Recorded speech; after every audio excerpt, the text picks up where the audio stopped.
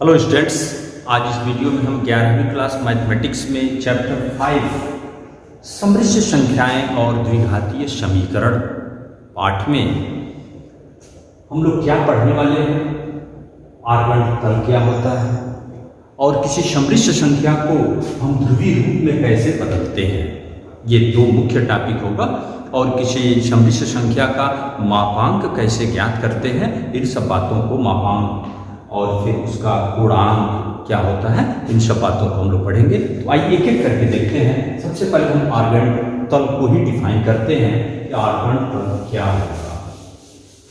इसे पिछले क्लास में आप 9th और 10th में कार्तीय तल पढ़े होंगे, कार्टेशियन प्लेन। उसमें क्या था, एक ऐसा क्रमित युग्म जैसे 2, 3, दो रियल नंबर का, दो वास्तविक संख्याओं का ऐसे एक जोड़ा था जिसको हम कार्तीय तल पर दिखाए थे।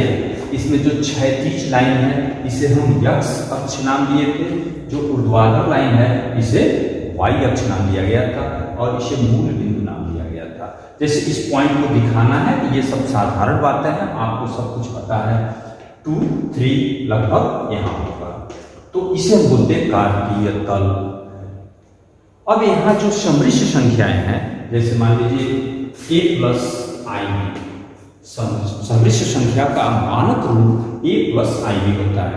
तो यदि हम प्रत्येक सममिश्र संख्या के संगत एक क्रमित युग्म सोचें, जैसे इसके संगत एक क्रमित युग्म ए बी, जैसे ये 2 प्लस 3 आई, इसके संगत क्रमित युग्म 2, 3 को सोचें तो ये एक निर्देशांक के रूप में दिख रहा है। तो इस निर्देशांक को अगर हम इस अक्ष पर दिखाते हैं, ऐसे एक तल की कल्पना करें, तो अब उसमें हम जैसे इस सममिश्र संख्या में आपको क्या बताया गया था, इसे बताया गया था रियल पार्ट, ये वास्तविक भाग है और ये काल्पनिक भाग है या अधिकल्पित भाग है। तो वास्तविक भाग को हम x अक्ष पर दर्शाएंगे, तो इसे हम वास्तविक अक्ष ही नाम देंगे। इसे क्या नाम देंगे, वास्तविक अक्ष। और काल्पनिक भाग को हम y अक्ष के अनुदिश दिखाएंगे, इसे नाम देंगे हम काल्पनिक अक्ष। और इस सममिश्र संख्या को, जैसे मान लो ये न्यूमेरिकल में आ जाए 2 प्लस 3 आई, 2, 3, इस सममिश्र संख्या को अगर हम इस तल पर दिखाते हैं तो बात वही होगा, 2, 3 यही होगा।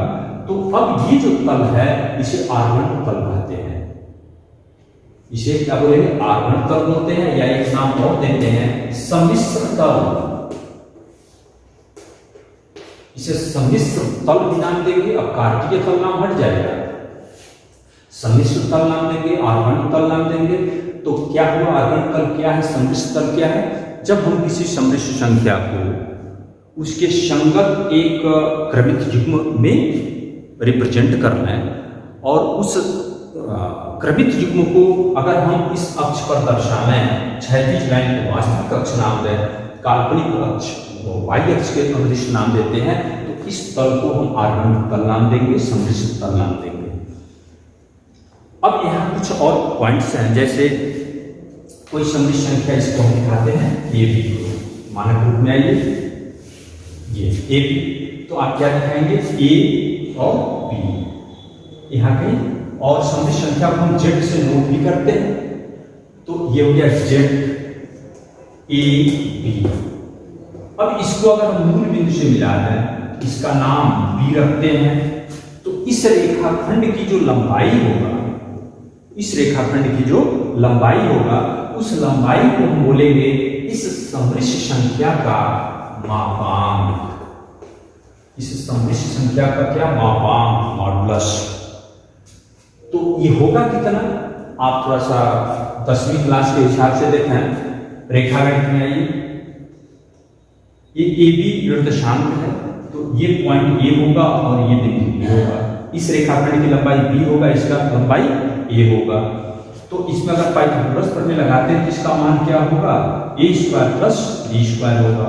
तो यदि कोई सममिश्र संख्या z a plus i b है, तो इसके मापांक को मॉड z इक्वल क्या आएगा, √a² प्लस b²। और वैसे इस मॉड जेड को हम लोग आर से डिनोट करते हैं, किसी समृद्ध संख्या के मापांक को आर से डिनोट करेंगे तो मॉड जेड। तो कोई समृद्ध संख्या a प्लस आई भी है, उसका मापांक क्या होगा a square plus b square. ये कहाँ से आए, आप इस फिगर में देखें, यह एक समकोण त्रिभुज निर्मित हो रहा है, यदि इसका निर्देशांक हम ये भी दर्शाए हैं तो ये कॉमन चीज है, ये a होगा और ये मान b होगा। तो पाइथागोरस प्रमेय से अंडर टी स्क्वायर प्लस बी स्क्वायर ही होगा। तो इस तरह से हम मॉड जेड को इतना लिखेंगे। और जैसे निर्देशांक ज्यामिति में हम लोग 10वीं क्लास और 9th क्लास में पढ़े थे, जो यक्स अक्ष पर जो बिंदु होते हैं उनका निर्देशांक किस टाइप का होता है, यक्स जीरो। जो वाई अक्ष पर निर्देशांक होते हैं वो जीरो वाई। ठीक इसी प्रकार जो समृद्ध संख्याएं यक्स अक्ष पर स्थित होंगी वो किस रूप की होंगी, यक्स अक्ष पर जो समृद्ध संख्याएं स्थित होंगी वो a plus I into zero के रूप की होंगी, क्योंकि a होगा, b का मान क्या होगा, जीरो। और जो समृद्ध संख्याएं y अक्ष पर स्थित होंगी वो जीरो प्लस आई बी के रूप का होगा, ये मानक रूप होगा। ओके, तो इस तरह से समृद्ध तल क्या है, आधार तल क्या है, इस बात को हम लोग यहाँ देखें।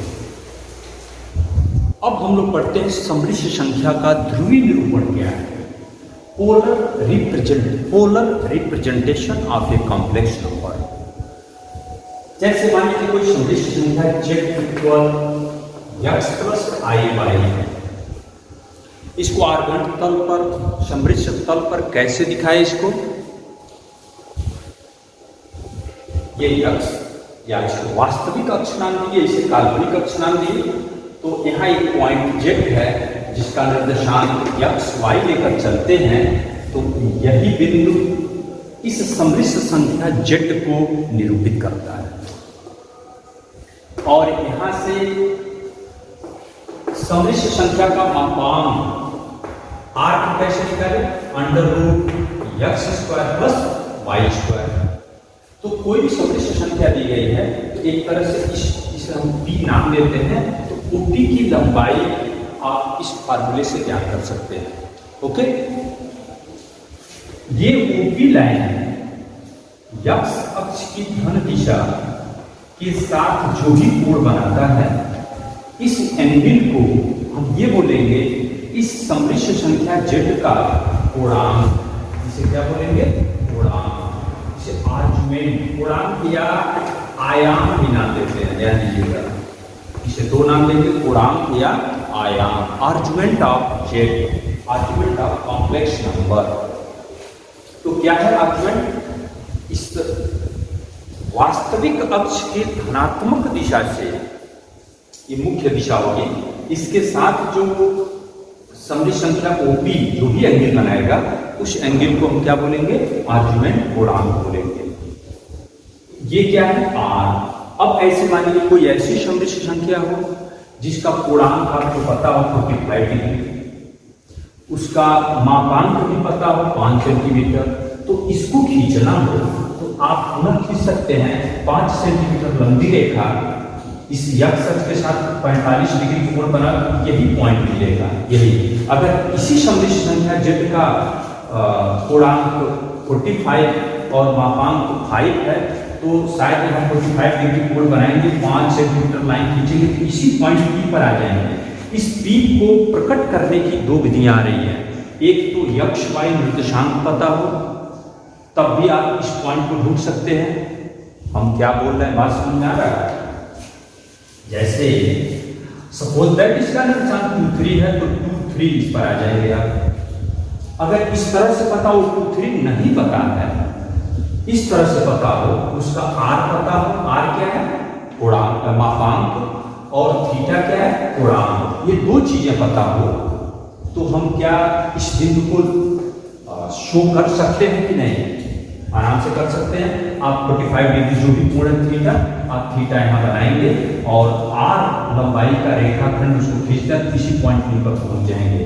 तो इस P को प्रकट करने के लिए एक नया मेथड आ रहा है आपके सामने, नया तरीका आ रहा है। इस तरीके को हम कहेंगे समृद्ध संख्या का ध्रुवीय निरूपण, और इसे बोलेंगे हम ध्रुवीय निर्देशांक। इसे क्या बोलेंगे? ध्रुवीय निर्देशांक।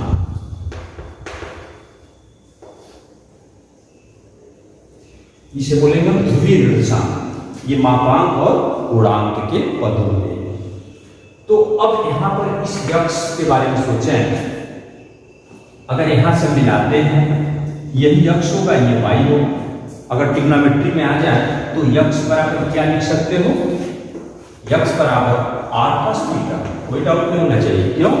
क्योंकि यहां देखिए कॉस थीटा बराबर आधार बटे कर्ण यक्ष बटे आर, तो यक्ष इक्वल आर कॉस थीटा। यही से साइन थीटा बराबर क्या लिखेंगे?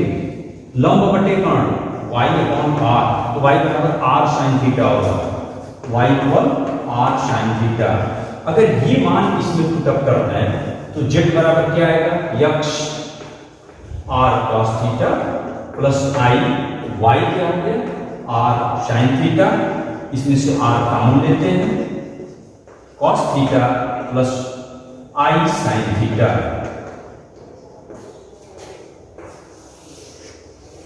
तो इस समृद्ध संख्या जेड जो यक्ष प्लस आई वाई के रूप में है, इसको एक नए स्टाइल से, एक नए तरीके से हम लोग कर रहे हैं। Z equal r cos theta plus i sine theta. इस रूप को हम बोलेंगे समृद्ध संख्या का ध्रुवीय रूप है। इसे बोलेंगे ध्रुवीय रूप। यहां पर एक्सरसाइज में जो सवाल मिलेंगे आपके, ए प्लस आई बी के रूप में समृद्ध संख्याएं दी जाएंगी। क्वेश्चन सीधे होगा, इसको ध्रुवीय रूप में बदलिए। तो कैसे हम बदलें ध्रुवीय रूप? आर तो आप सीधे निकाल सकते हैं, जो भी होगा। जैसे मान लो जेड बराबर 2 प्लस 3i है, आप सीधे आर निकालेंगे under root 2 square plus 3 square. फिर थीटा कैसे निकाला जाए, यही मुख्य पॉइंट है। थीटा के बारे में थोड़ा सा और जानकारी हम आपको देते हैं। मान लीजिए यहां हम कई समृद्ध संख्याएं लेकर चल रहे हैं। एक समृद्ध संख्या यहां जेड, इस तरह से प्रथम चतुर्थांश में, एक समृद्ध संख्या दूसरे चतुर्थांश में है, तीसरे चतुर्थांश में और चौथे चतुर्थांश में भी है। इस समृद्ध संख्या का मापांक आर होगा। पूर्णांक ही मेन समझना है। मापांक तो सब इस रेखाखंड की लंबाई मापांक होगा। पूर्णांक के बारे में, आर्गुमेंट के बारे में समझना है। ये थीटा बोलेंगे, ये होगा। यहां थीटा किधर से बोलेंगे? ऐसे भी थीटा होगा, ये भी थीटा होगा। ओके, इस थीटा को हम कई विधियों से नोट करते हैं। जैसे थीटा, इसे 2 पाई प्लस थीटा पढ़े तो यही होगा, क्योंकि 2 पाई प्लस थीटा कोण बनाना हो, आपको पता है 2 पाई एक राउंड पूरा लगाएंगे 360 डिग्री, फिर उसमें थीटा जोड़ेंगे तो यही आएगा। फिर 2 पाई जोड़ दो 4 पाई प्लस थीटा। तो ऐसे तो हम सोचें एक ही समृद्ध संख्या के अनेकों आर्गुमेंट मिलेंगे, अनेकों पूर्णांक मिलेंगे इसमें। लेकिन यहां देख सकते हैं आप कई तरह के मिलेंगे, इधर भी। लेकिन यहां मुख्य पूर्णांक क्या होगा? हम मुख्य पूर्णांक किसे पढ़ेंगे? मुख्य पूर्णांक जो होगा, या मुख्य आयाम भी बोलते हैं, मुख्य पूर्णांक का मान -पाई से पाई के बीच में होगा। ध्यान दीजिएगा। जैसे इसमें आपको पूर्णांक बोलना हो, आप यही बोलेंगे। इसमें पूर्णांक बोलना है तो आप ये बोलेंगे, क्योंकि पाई से कम ही बोलना है आपको, पाई से अधिक नहीं बोलना है। इसमें ये पाई से बड़ा हो गया तो इधर वाला कोण ये आपका मुख्य पूर्णांक होगा। इसका जवाब देना होगा तो आप मुख्य पूर्णांक कहेंगे तो आप इस एंगल को माप कर बताएंगे। फिर इसमें क्या होगा? इस एंगल को आप माप कर बताएंगे इसका मुख्य पूर्णांक क्या है। ओके, तो कोई भी समृद्ध संख्या जैसे z बराबर -2 -3i हो, तो ये निश्चित है तीसरे चतुर्थांश में होगा, क्योंकि -2 -3 दिखाना है। -2 -3 कहीं यहां होगा, तो इसका पूर्णांक बोलना तो आप इसको बोलेंगे। यहां हम तरीका बताने जा रहे हैं इस बात को कैसे निकालेंगे आप, मुख्य पूर्णांक कैसे ज्ञात किया जा सकता है। जब समृद्ध संख्या पहले और दूसरे चतुर्थांश में होगी, कोई प्रॉब्लम ही नहीं है। आपको जो भी कोण यहां सीधे दिख रहा है वो जवाब देंगे आप। वो क्या होगा, उसका आर्गुमेंट होगा, पूर्णांक होगा, आयाम होगा। जब तीसरे और चौथे चतुर्थांश में होगा तभी आपको प्रॉब्लम है। तो उसके लिए हम समझाते हैं, हम एक एग्जाम्पल देते हैं आपको। जैसे मान लीजिए z इक्वल, हम तीसरे चतुर्थांश में आते हैं, -1 - i। वैसे एक काम और देख लेंगे आप, थोड़ा सा समझ है। ये जो समी संख्या का हम ध्रुवीय आपको बताए थे, इसका फिगर क्या था, r थीटा, इसी में से लेकर चले। अगर यहां tan थीटा की बात करें तो क्या आएगा, tan थीटा लंब बटे आधार, y बटे x होगा। ये हमेशा पॉजिटिव ही लेके हम चलेंगे कभी tan थीटा किसी भी चतुर्थांश में हो। मीन्स tan थीटा, इस थीटा को निकाल, पहले चतुर्थांश में कोण निकालने के लिए एक फार्मूला, इसका काल्पनिक भाग बटे वास्तविक भाग, इस बात को आप नोट करना है कि tan theta equal imaginary part of z upon real part of z, इस फार्मूले से लेकर हम चलेंगे और उसके बाद चतुर्थांश में ढूंढ के हम निकाल लेंगे। ओके, इसमें आइए z, पहले इस थीटा को आप निकालना, tan थीटा लिखना है तो क्या लिखेंगे, मॉड इमेजिनरी पार्ट क्या, -1 अपॉन -1, ये तो 1 होगा। तो यहां थीटा इक्वल क्या आ गया, π/4। लेकिन ये थीटा किस चतुर्थांश में है, ये z तीसरे चतुर्थांश में है। ओके, तो आपको जवाब इधर से देना है। रेंज आपका यही है, थीटा का मान पाई से छोटा होगा, -π से बड़ा होगा। अगर हम इधर से जवाब देते हैं तो ये तो पाई से बड़ा होगा। तो इस उत्तर को आप कैसे दे सकते हैं, इधर से अगर एक पूरा कोण हम पढ़ते हैं तो इसे -π पढ़ेंगे और इधर से पढ़ते हैं तो पाई पढ़ेंगे। तो -π में ये एंगल निकला है, यहाँ थीटा जो आएगा इस तरह से मार्क करेंगे तो ये वाला एंगल मिल जाएगा π/4। तो इसका पूर्णांक अगर निकालना होगा, आर्गुमेंट को ऐसे लिखते हैं ARJ, आर्गुमेंट ऑफ z, क्या लिखेंगे, -π प्लस π/4, -π में π/4 जोड़ दीजिए, ये आंसर आपका मिल जाएगा। तो इसका मान क्या होगा, -3π/4। ऐसे जब चौथे चतुर्थांश में ये सम्मिश्र संख्या होगी तो ये जो भी एंगल यहाँ थीटा मिलेगा मार्क करके निकालेंगे हम, वो सीधे उसको माइनस में जवाब दे देंगे। जैसे सपोज है कि ये इसमें होता, इसमें होने के लिए एक एग्जाम्पल ही लेते हैं, ये शायद 1 - i ले लें तो शायद इसमें आ जाएगा, देख लो। जैसे इसका निर्देशांक में बदला तो 1 - 1 होगा। ये चौथे चतुर्थांश में ये बिंदु होता है, तो इस चौथे चतुर्थांश का एक कोण होगा। तो इस दशा में ये तो π/4 ऐसे ही मिलेगा, मार्क लेंगे तो हमेशा पॉजिटिव होगा। तो ये π/4 यही निरूपित करेगा। इसका आर्गुमेंट पूर्णांक निकालना हो तो जवाब आपका होगा -π/4। इसमें जवाब देना होगा, ध्यान दीजिए, इसमें जवाब देना है तो -π में जोड़ लेंगे, इसमें जवाब देना है तो सीधे माइनस ही लगा लेंगे, और इसमें जब जवाब देना होगा दूसरे में मान लो यहां आ जाता तो ये वाला एंगल निकलता है यहां से, तो इसका मान क्या होता, पाई में से π/4 को घटा लेते। जैसे इस रूप में ये सम्मिश्र संख्या क्या होती, z इक्वल 1 - 1 प्लस i होता। इस टाइप की कोई सम्मिश्र संख्या होती तो ये दूसरे चतुर्थांश में होता, वहां जवाब क्या देते आप, π - π/4। फिर आप इसी पर आधारित आपको एक्सरसाइज 5.2 को बताते हैं, ऐसे ही सवालों को लगाना है। तो इन बातों को आप ध्यान में रखिए। हम एक्सरसाइज 5.2 को अगले वीडियो में आपको दे रहे हैं।